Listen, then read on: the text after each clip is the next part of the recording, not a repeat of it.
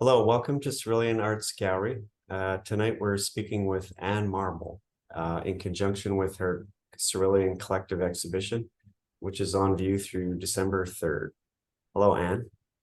Hi, Michael. Thank you so much for hanging the show well along with Tina.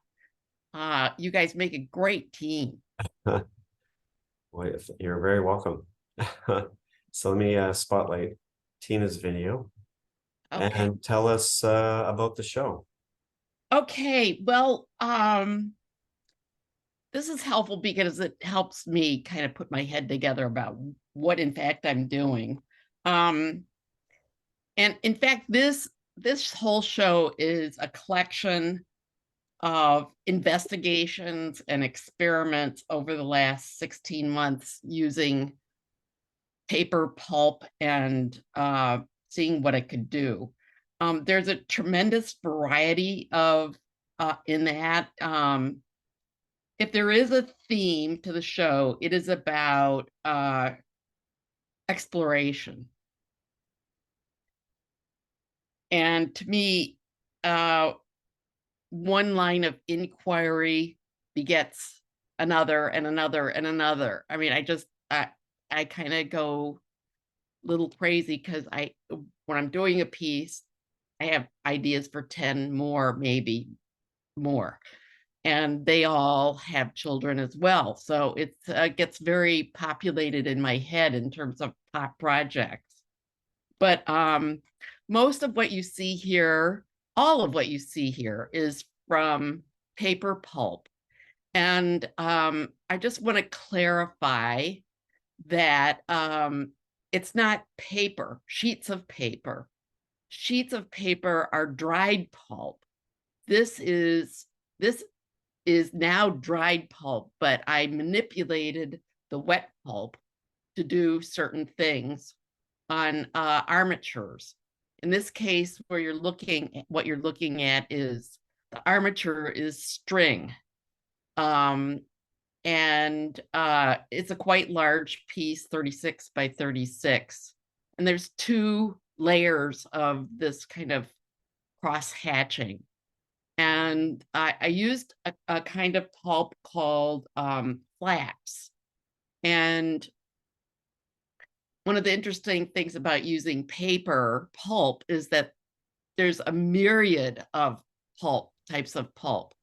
Um, we tend to think of paper as stuff you write on or read, but this is the precursor of that. And uh, I just learned this lately is that I there are so many different kinds of pulp. There's as many kinds of pulp as there are plants, because it all comes from the cellulose in plants. So there's a little educational spiel for you. So, Anne, how Um, did you come to work in pulp in the first place? well, it's interesting. One thing leads to another. I am a printmaker, and then I kind of gravitated into this. I think the real answer to your question is that I really like working with my hands, like with the materials. I like the tactile quality of it.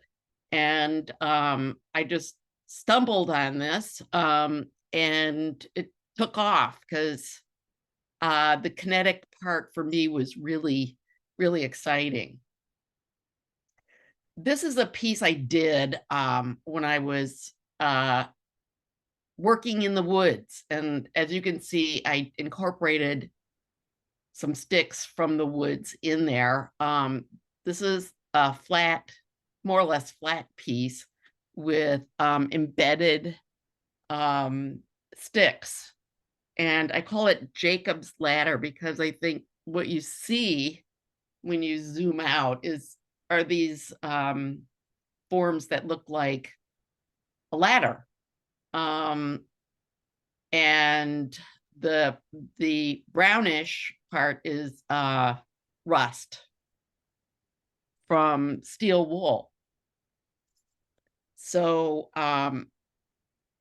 So did you know that was going to happen, or was how No. did that happen? Oh, I purposefully used the steel wool, knowing that it Uh, would make the rust. right. But you never know how it's really going to turn out until you release it from the mold. This, as I said, these are all made on with armatures of some type, and this past one was made with a mold. The armature is string again, and I was just fascinated by the way string takes on completely different character when it's dipped in pulp and dried. One thing I love about these string pieces is the shadows that they cast. They really make a huge difference in from a flat piece. It's like the dimensionality of it is enunciated. So, and your work is sculptural, but do you feel there's drawing quality here with use of string and wire? Absolutely. Absolutely. I think we as artists use everything we've ever been taught. I've of course been taught drawing and painting and printmaking, and it all comes into play. This definitely comes from a drawing in my head. I did draw it before I constructed it. It's a bamboo armature with paper pulp wrapped around it. Um, and yes, again, some rust from the from wire that I used to wrap it around it as well. So each of these pieces is so unique. There's no really continuous message. If there's any thematic part to this show, it's the string and the pulp. Now this piece is one that I particularly like. It's made out of kozo, which is mulberry fibers before it's been processed. And you pull it apart, the fibers, and it makes for this very open nature. I cast this around a what are those exercise foam rollers? Uh-huh. So and I'm happy with the way it turned out. One of the nice things about paper when it's wet is that it attaches to itself. So you have to apply it to a form to get the shape, or how do you mean cast it? Well, okay, maybe that was not the right word to use on that piece, but I when I constructed the piece, I wrapped the pulp around this armature I of the see. roller. I might if Then I it dries and then you pull it out. right. And Mhm. then you very slowly, carefully pull it out. This arm, the one with this, the armature for this was foam, which I cut into. I learned this technique from an artist in Germany, and it's the ridges are made from very deep cuts in the styrofoam, and I laid in these strings. And that the darker part of this is actually mud. Huh.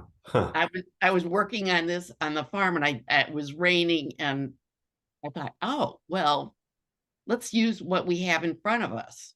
It's mud combined with pulp, I should say. It's not pure mud, but I thought it added something kind of interesting. Another thing I want to say about this piece is I've been fascinated by something called quipu, which is an ancient Incan technique for accounting. They just use strings with knots on it. Huh. Um, so this is kind of the suggested beginning of all that. Um, this This one was a surprise. is Um, belly. Belly. This is called Belly. I wonder why. Keita, I don't know if you can get a sideways kind of look at this. Yeah.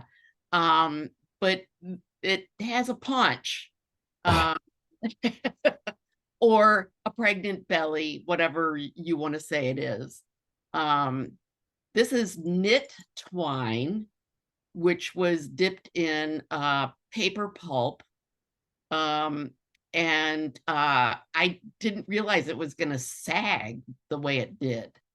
And I made use of that. When I poured the pulp on, the twine sagged, and I said, oh, okay, I think I'll use that. And paper, when it is wet, paper pulp when it's wet, it's very malleable. So I stuffed this paunch, if you will, with extra paper to keep it afloat. And then I stitched around it with what is it? I think it is wire, yes, that is rusted. So I think it turned out okay. I'm liking it. I had a completely different idea in mind when I started it. But it sometimes things just want to become what they want to become. I mean, you're kind of there as the hands, the technician to make the piece. The next piece here is called Fading Stars. Is that right? It's a piece I made in Berlin this summer, which is really interesting. This is the only piece in here that's not made from pulp. It's layers and layers and layers of cardboard, wet cardboard that is sculpted, just dug out. These were stacked on top of each other. And then the ink was put on top and it seeped through. And that's why you see the image, the holes getting smaller and smaller and smaller. And I rather like that technique. You did this in Berlin.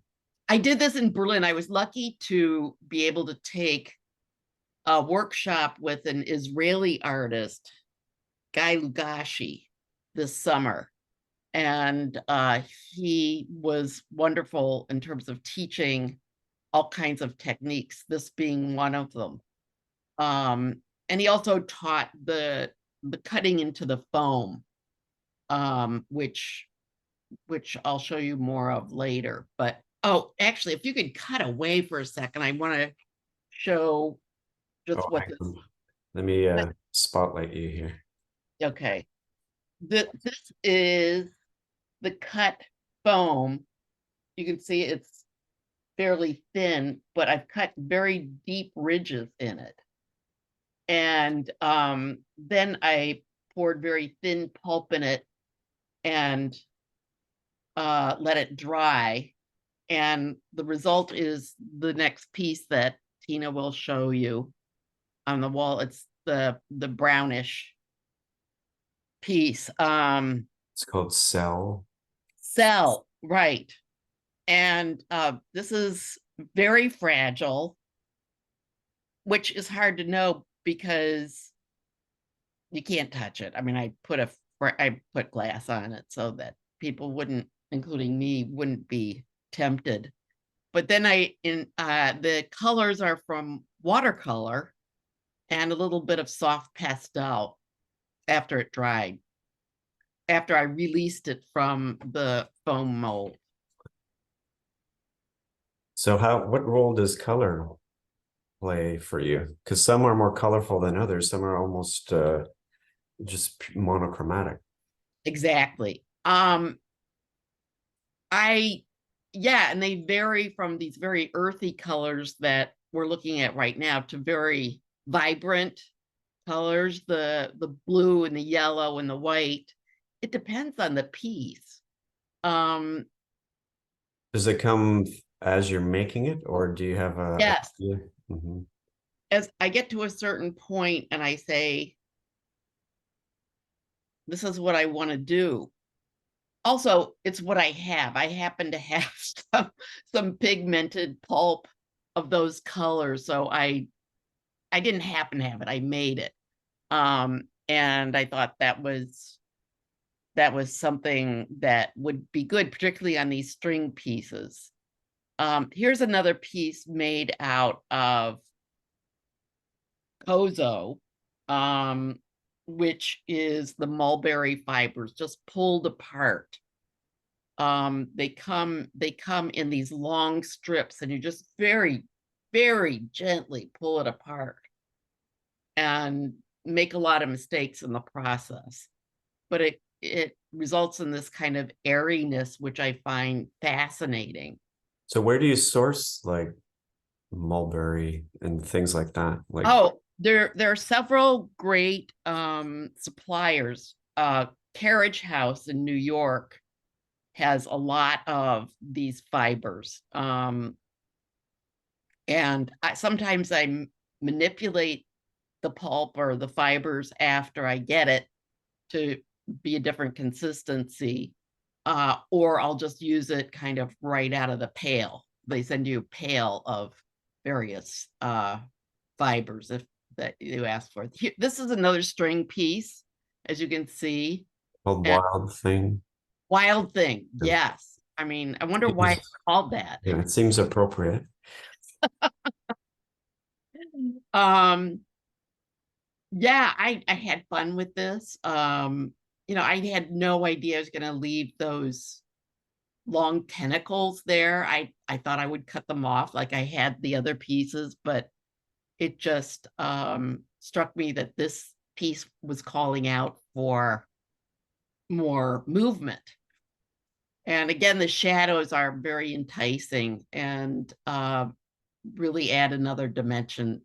This is basically a 2D piece, but it looks very 3D with the shadows. And you built the box, right? For the frame container? I did yes, it's a mix here. I did it actually. What that is a panel, a cradle that most people use to paint Ah, on right. Just paint on the side. other side, right? Ah, I see. Hmm. And instead I paint it and mount the artwork inside. Hmm. So That's an elegant solution. thank you. And here's another solution. Sorry. Yeah. So this You one were got a plexi floating.